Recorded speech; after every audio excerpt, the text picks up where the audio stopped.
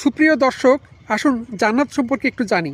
জান্নাত হলো মুমিনদের জন্য পরকালে প্রস্তুতকৃত চিরস্থায়ী সুখ ও আনন্দের স্থান, যেখানে মৃত্যু, কষ্ট বা রোগ অথবা বৃদ্ধাত্ব কোনোটিই নেই।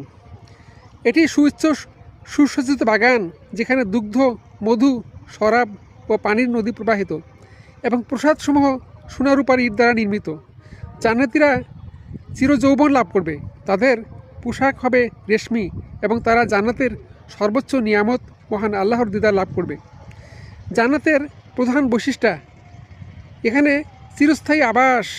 জান্নাতীরা সেখানে চিরকাল অবস্থান করবে, কোনো মৃত্যু বা বের হওয়ার কোনো ভয় নেই।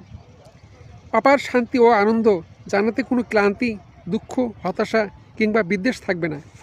মনোরম পরিবেশ, জান্নাতের মাটি হবে মেশক আম্বরের, কঙ্কর হবে মণিমুক্তা এবং গাছপালা হবে স্বর্ণের।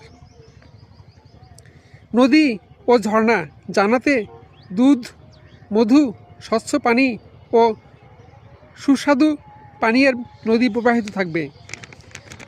অনন্ত যৌবন ও সৌন্দর্য, জান্নাতীদের বয়স সবসময় প্রায় 33 বছরের সমতুল্য থাকবে, কখনো বৃদ্ধ হবে না। উত্তম সঙ্গী, জান্নাতীরা পুণ্যবান পরিবার ও হুরদের অর্থাৎ জান্নাতি নারীদের সাথে বসবাস করবে। আল্লাহর দর্শন, জান্নাতের সবচেয়ে বড় নিয়ামত হলো মহান আল্লাহ তাআলার সঙ্গে সাক্ষাৎ হওয়া, আল্লাহকে স্বচক্ষে দেখা। জান্নাতের স্তর 8টি, যার মধ্যে সর্বোচ্চ স্তর হলো জান্নাতুল ফেরদৌস।